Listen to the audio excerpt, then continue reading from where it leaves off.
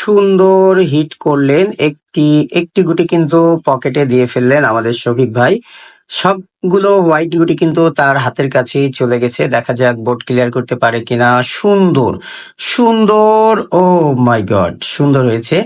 যাই হোক, কোনো ধরনের ঝুঁকি হয়নি। সামনের সাদা গুটিটি খেলার চেষ্টা করছে পকেটের কাছে। সুন্দর, আরো সুন্দর খেলেছেন, যে গুটি দুটো হাতে টেনে নিয়ে গিয়েছেন কোনো রকমের ঝুঁকি ছাড়াই।